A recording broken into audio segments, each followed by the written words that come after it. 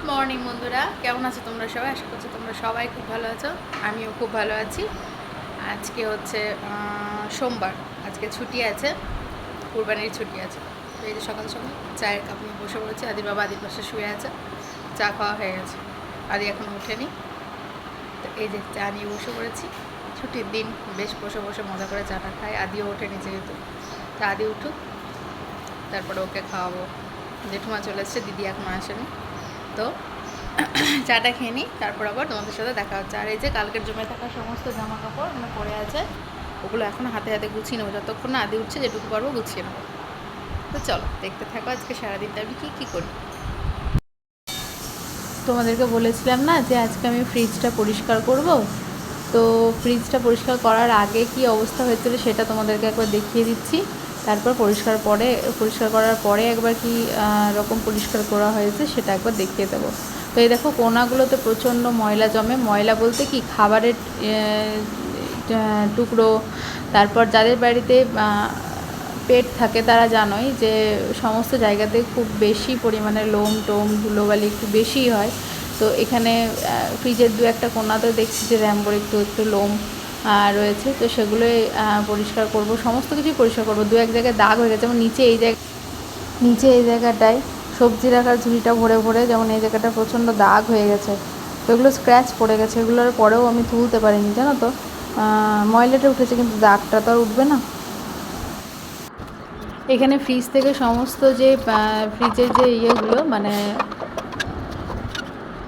যেগুলো তোমার খাপগুলো সেগুলো সব খুলে নিয়েছিলাম। তো সেগুলো সব ধুতে চলেছি। এই যে এটা হচ্ছে আমাদের বাড়ির পিছনের দিকে কল লাগানো আছে, আর একটা চাতাল মতো করা আছে। তো ওই জায়গাটাতে আমাদের বাড়ির সমস্ত বাসন ধোয়া কাপড় কাচা এগুলো হয়, ঠিক আছে। আমি অল্প কাপড়টা স্নান করার সময় বাথরুমে কেচে নিই, কিন্তু জেঠুমা যে কাপড় কাচে বাসন মাজে সমস্ত কিছু এইখানে করে, ঠিক আছে। কারণ আমাদের বেসিনটাও খুব ছোটো, ওখানে খুব একটা বড় বড় বাসন ধোয়া যায় না, ছোটো ছোটো বাসনগুলোই ধোয়া যায়। তো এখানে এই জায়গাটা অনেকটাই বড়, এখানে খুব ভালোভাবে কাপড় কাচা বাসন মাজা সমস্ত কিছু হয়ে যায়, ওই জন্য এটা করা হয়েছে।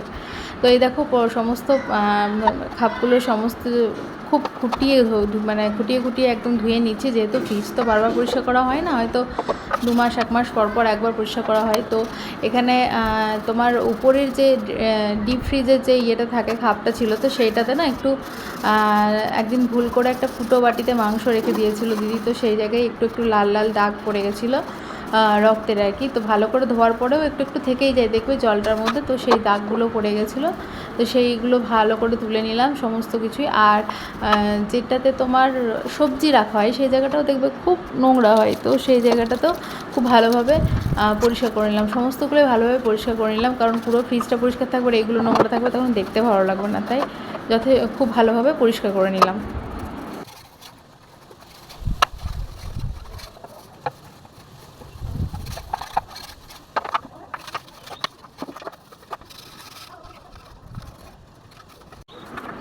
মাঝে আদির বাবা চলে এসেছিলো, তাই উঠে একবার দরজাটা খুলে দিয়ে এলাম। তো এখানে আদির বাবার সাথে কথা বলছি। আদির বাবা বলছে এটা করো ওটা করো সেটা করো, এটা পরিষ্কার করে না, এখানটা ধুয়ে দিবি, এসব বলতেই থাকে। আর ও বলছে, আর আমি নিজের কাজ করেই যাচ্ছি। তো এগুলো সমস্ত কিছু ধোয়া হয়ে গেলে ওখানে গিয়ে ফ্রিজটাকে মুছো ভালো করে, তারপর এগুলো সেট করব। সব ধুয়ে এর উপর জল ঝরাতে দিয়ে দিয়েছি, তারপর এটা আর কি হতে দিয়ে দেবো। আর এবার করব ভিতরটা পরিষ্কার। ভিতরটা পরিষ্কার করার জন্য আমি ইউজ করি হচ্ছে ভিনিগার দিয়ে ভিতরটা পরিষ্কার করে নেবো। আর এই যে একটা পরিষ্কার টাওয়াল নিয়ে নিয়েছি, এটার ইউজ করি না, এটা এই সমস্ত কাজে ইউজ করি, তো এবার পরিষ্কার করে নেবো। আমি জানো তো যেই কাজে হাত দিই সেটা সম্পূর্ণ ভালোভাবে যদি করতে না পারি তাহলে আমার ঠিক পোষায় না। মানে আমি যে অনেকে দেখেছি প্রত্যেক দিনই ঘরের প্রত্যেকটা ফার্নিচার মোছে। তো আমি মানে আর কি যেমন করেই হোক মুছে নাই হয়ে, মানে প্রত্যেক দিনের একটা অভ্যাস, কিন্তু আমি সেটা হয়তো টাইম পাই না প্রত্যেক দিনেরটা মোছার। কিন্তু যেদিন টাইম পাই সেদিন পুরো একদম ভালোভাবে সমস্ত কিছু মুছে টুছে পরিষ্কার করে নিই। মানে হয়তো 2-3 দিন 4 দিন পর পর এটা করি, কিন্তু যথেষ্ট ভালোভাবে মুছে টুছে পরিষ্কার করে নিই। এই যেমন ফ্রিজটা একটুও দাগ থাকলেও আমার যেন মানে বারবার ওই জায়গাটা ঘষছি, দেখো বারবার একই জায়গায় ঘষেই যাচ্ছি, যেন একটুও যেন দাগ না থাকে। মানে যেদিন পরিষ্কার করবো সেদিন একদম ঠিকঠাকভাবে আমি এরকমই মানে ওই মানে সে একটু যেমন তেমন করে মুছে দিলাম, ওইটা আবার আমার দ্বারা হয় না। আমি যেভাবে মানে সমস্ত কিছু ভালোভাবে আমার করা যায়। তো এইটা ফ্রিজটা ভালোভাবে পরিষ্কার করলাম। আর ফ্রিজটা বেশি দিন হয়নি জানো তো, 2 বছর হয়েছে, 2 বছর হয়েছে ফ্রিজটা কেনা। ফ্রিজ টিভি একসাথেই নিয়েছিলাম আমরা নতুন ঘরে, প্রথম মনে হয় ফ্রিজ আর টিভিটাই আমরা নিয়েছিলাম। তো একসাথেই দুটো একই দিনে কিনেছিলাম। তো এইটাই ওই জন্য এইগুলোর প্রতি মায়াটা একটু বেশি। টিভি তো সেভাবে মুছা যায় না, কিন্তু ফ্রিজটা খুব ভালোভাবে মুছি। ফ্রিজটার উপরটাও বারবার মানে প্রায় দিনই মুছে দিই, 2-3 দিন অন্তর অন্তর। আর ভিতরটা অতটা মোছা হয় না, ওই 1 মাস 2 মাস পর পর হয়তো একবার মোছা হয়, এরকম আর কি। তো এইভাবে দেখো মুছতেই থাকবো একটা জায়গা বারবার, মানে একটু দাগ থাকলেও আমার যেন হচ্ছে না, কীভাবে দাগটা যাবে আর কি। তো শেষের দিকে প্রায় সব দাগই চলে গেছিলো, শুধু নিচে যেখানে সবজি রাখার ইয়েটা ভরা হয় সেইখানটা দাগ হয়ে গেছে, ওই দাগটা মানে স্ক্র্যাচ পড়ে গেছে আর কি, ওটা আর ওঠাতে পারিনি, ওটা আর উঠলোও না। ছুটির দিন মানে আমি এইসব কাজ করতেই থাকি, মানে ছুটির দিনে যে একটু রেস্ট নেবো সেটা আর হয় না। তো এবার ভেবেছি পরে যে ছুটিটা পড়বে, যদিও জুন মাসে আর কোনোই ছুটি নেই রবিবার ছাড়া, তো একটু রেস্ট নেবো ভেবেছি। তো জানি না, আবার হয়তো কোনো কাজ খুঁজে বের করে ফেলবো। তো পরিষ্কার করে এইভাবে অনেকক্ষণ ধরে এখন বসে বসে পরিষ্কার করি, তখন আমার প্রচণ্ড কোমরে ব্যথা হয়। তাও কি করব, ঘরের কাজ তো করতেই হবে, কেউ তো করে দেবে না বলো। আর কেউ করে দিলেও আমার খুব একটা এখন পছন্দ হয় না, নিজের কাজটা নিজেই করে নিতে ইচ্ছে করে। তো সেই জন্য নিজেই বসে বসে করে নিচ্ছি। তারপর দুপুরবেলা বুঝতে পারছিলাম যখন শুলাম তখন যে কতটা ব্যথা হচ্ছে কোমরে। তো চলো দেখতে থাকো। ফ্রিজ পরিষ্কার।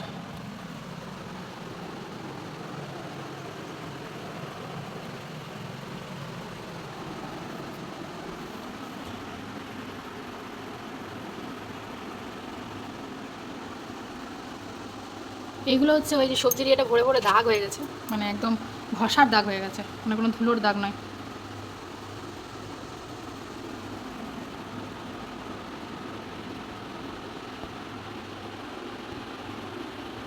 ফ্রিজ পরিষ্কার এই যে।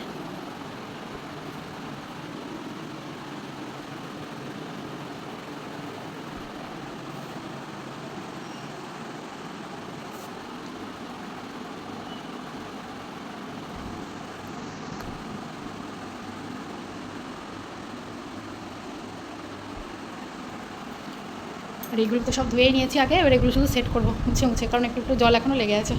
তারপর স্নান করতে যাবো। এখন বাজে বিকাল 6টা, আর এই যে চলে এসেছি আদির খাবার করতে। এটা হয়ে গেলে আদির বাবার চা করব, তো তারপর তোমাদের সামনে আসছি। এখন করছি বাবুর খাবার। এই যে এগুলো সব ড্রাই রোস্ট করে মিক্সারে গ্রাইন্ড করে নেব। এখানে আছে মাখানা, পিস্তা, আখরোট, কাঠবাদাম, কাজু, আর এটা হচ্ছে চিড়ে।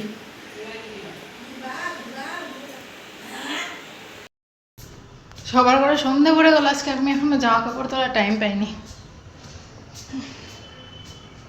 সবার পড়েনি, মানে দু একজনের সন্ধে পড়ে গেল, বিকেলই আছে।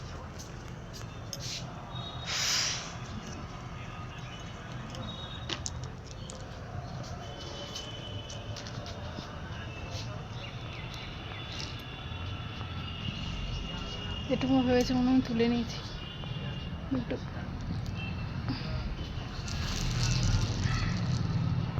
কি করছো না, কি দেখছো?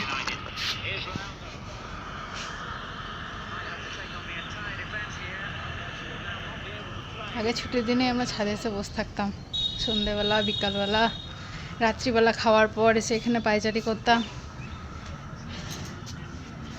আর এখন কী বা ছুটি, কী বা কাজ, সব একই রকম হয়ে গেছে। এখন আদি যতদিন না বড় হচ্ছে আর ছাদে এসে বসা আর হবে না, বলো। কি দেখছো গো? পুরোনো এই যে হাওয়া নেই আজকে, একটু হাওয়া নেই। কালকে স্কুল, তোমার অফিস ছুটি শেষ এই মাসের মতো। জুন মাসের ছুটি শেষ, মানে এক্সট্রা ছুটি রবিবার ছাড়া ছুটি শেষ।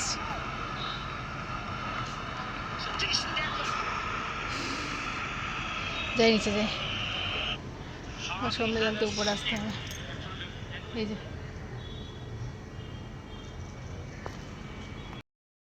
দেখো আদির নিউ লুক। চুল কই বেটা, চুল কই? নাই নাই বলে দাও তো, নাই নাই। আদির নিউ লুক এটা। বাবু হাই করে দে। হাইটা কর, হাইটা কর। বেশ তুই হাইটা কর, হাইটা কর। বেশ দিচ্ছে, হাই কর আর হাম্পা দিতে, তাহলে তুই হয়ে যাবে। হাম্পা দিতে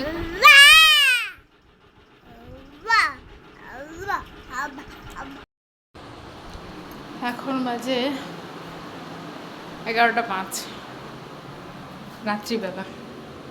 আর আজকে বিকেল দিকে সেরকম কিছু শ্যুট করতে পারিনি, কেন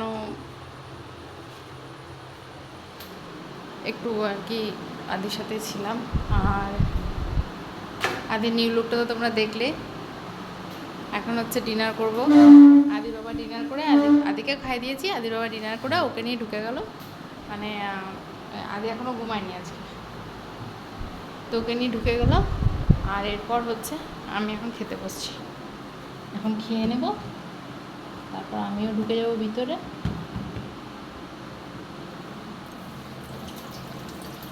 আর আজকে মেনুতে আছে রুটি, পটল আলুর তরকারি আর আম। রাত্রিবেলা আদি রুটি খেয়েছে, দুধ রুটি খেয়েছে। তো আজকের ব্লগটা এইটুকুই। যদি কিছু ভালো লেগে থাকে তাহলে অবশ্যই একটা লাইক করে দিও আর সাবস্ক্রাইব করে দিও আর পাশে থেকো। তো আজকের মতো টাটা, গুড নাইট। ততক্ষণ দেখা হচ্ছে নেক্সট একটা ব্লগে। ততক্ষণ পর্যন্ত ভালো থেকো, সুস্থ থেকো, টাটা।